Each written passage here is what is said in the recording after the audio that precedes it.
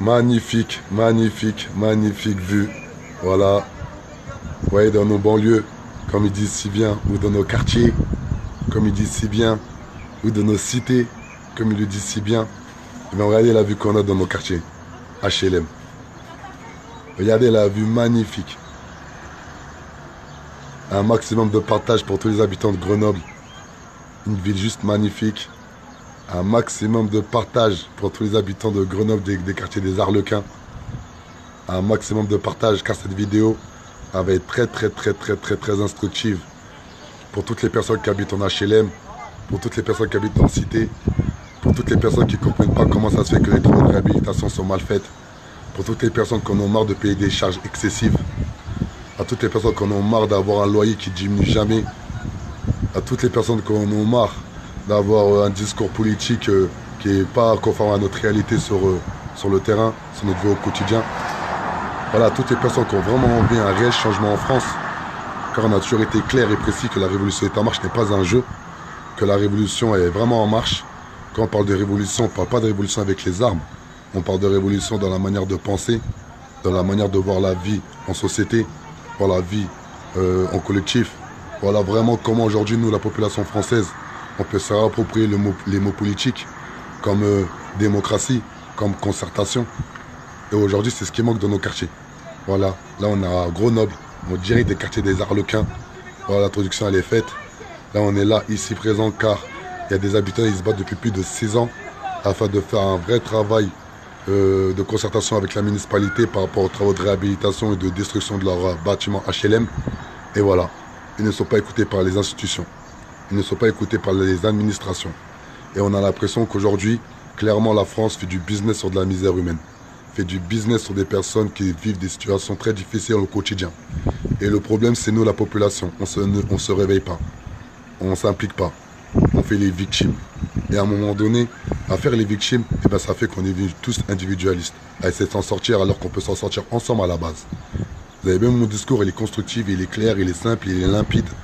Voilà, je parle avec le cœur. Car à un moment donné, voilà, on a tourné depuis plus d'1 an et demi. La semaine prochaine, on va faire des grosses mobilisations. Après, on va s'arrêter à partir du 2 juillet. Ça va être table rase. Voilà, on va consolider ce qu'on a fait en 1 an et demi et essayer de partir sur un vrai projet politique à l'échelle nationale. Et j'espère à Grenoble, il y aura une liste qui va se monter du parti politique l'ADR, la démocratie représentative, pour avoir un vrai poids politique. Et toutes les personnes qui sont intéressées, voilà, n'hésitez pas. Là, on va parler avec notre ami Virgile, notre hôte aujourd'hui. Ah, c'est toi, mets-toi à l'aise. Voilà. Ouais, la révolution est en marche. Ça nous fait faire des vraies rencontres. Des rencontres de personnes humaines. Et là, c'est la réalité. Partagez un maximum. N'ayez pas honte. Voilà, parce que là, c'est intéressant. Virgile, on est où là? Explique-nous. Eh ben, vous êtes chez moi, à l'Arlequin, quartier où je suis né. Et ce quartier-là où tu es né, tu l'aimes, hein? Je l'aime, j'en suis parti, j'y suis revenu, c'est un choix. C'est, je l'ai dans le sang. Et tu nous as contacté par rapport au fait qu'il y a des travaux de réhabilitation et de destruction. Et les habitants n'ont pas été concertés.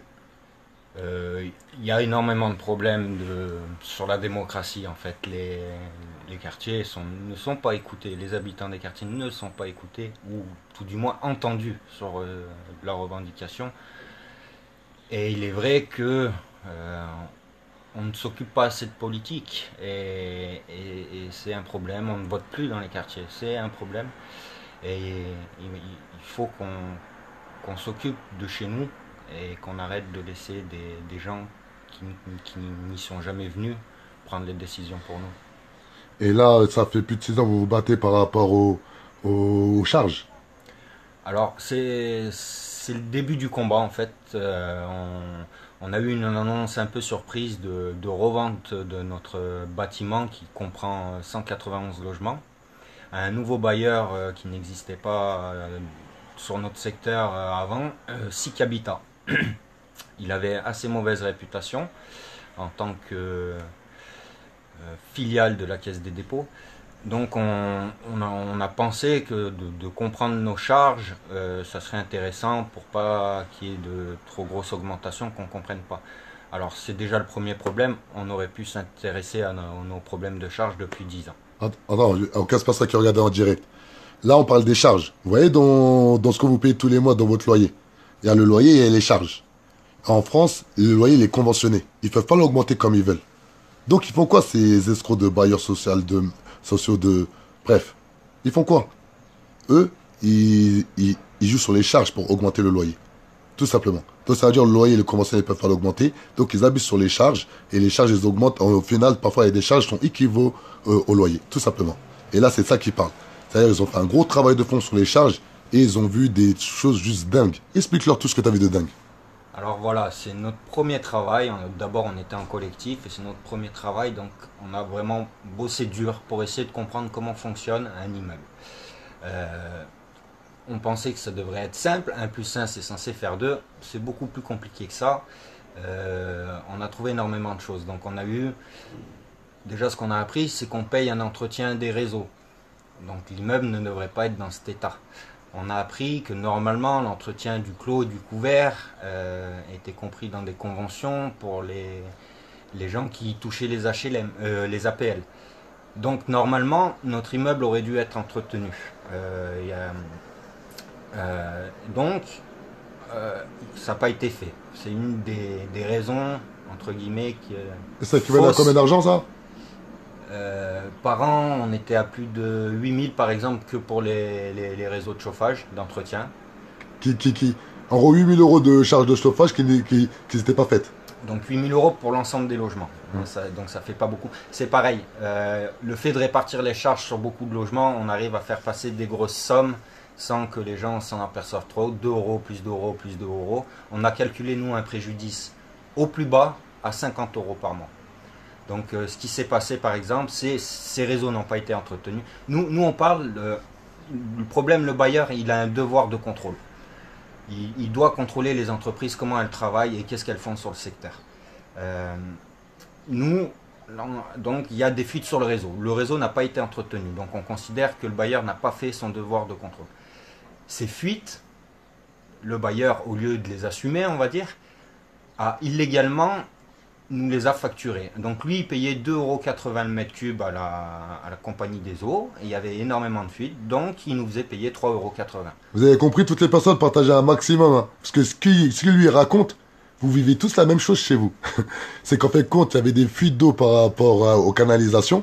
Le bailleur payait plus cher l'eau. Au lieu d'assumer ça parce qu'il n'avait pas fait le fait que l'obligation de contrôle, eh bien, il refacture ça chez le locataire. C'est ça en gros. C'est totalement ça. Voilà. Et de ce que je sais, c'est illégal. Mais alors, c'est toujours le problème. Soit je portais plainte pour récupérer donc, le préjudice qu'il m'avait fait. Vous imaginez bien ce que je consomme en eau à 1 € le mètre cube. On a calculé sur une année, en gros, ils ont augmenté l'eau de 1 €. Donc ils payaient 2,80 €, ils nous l'a facturé 3,80 €. Moi je récupère ma consommation, c'est pas grand chose. Donc ce que j'ai voulu faire, c'est porter plainte en collectif pour arriver à faire changer la méthode du bailleur sur l'ensemble de ces logements. Que sur un appartement, ça sert à rien. Donc pour ça, il faut s'affilier à des associations qui sont de niveau national de défense de locataires. Et on trouve qu'on a été complètement trahi, en particulier nous, c'est la CNL, qui a juste fait qu'on aille jusqu'à la prescription. La prescription, ça a tourné entre 3 et 5 ans, ils n'ont pas arrêté de changer les lois. Mais en gros, on n'a pas réussi à porter plainte avant les 3 ans, alors qu'on a fini par... Il y a des preuves, on a les preuves, on a les documents, les factures et tout. Mais ça a été tellement long à récupérer qu'on est face à la prescription. Ah, la justice a toujours fait pour les dominants. C'est comme ça. Donc en gros, voilà, des gros problèmes de charge dans les bâtiments. Et là, on est à Grenoble, on est dans le quartier des Arlequins. Et aussi, explique-nous par rapport à la destruction du bâtiment qu'ils veulent mettre en place, comment ils ont procédé. Alors là, c'est magique. SIC a racheté le bâtiment à un prix réduit. On n'arrive pas à savoir combien, mais on entend parler de 250 à 900 € le mètre carré, alors qu'à l'époque, ça se vendait à 1600 € le mètre carré. Donc ce qu'on a compris, c'est qu'on leur aura déduit les travaux qui sont à faire. Ils ont déduit les travaux qu'ils devaient faire parce qu'ils promettaient de réhabiliter cet immeuble 10-20. Et ils reviennent sur cette promesse de réhabilitation. Donc finalement, maintenant, ils veulent démolir.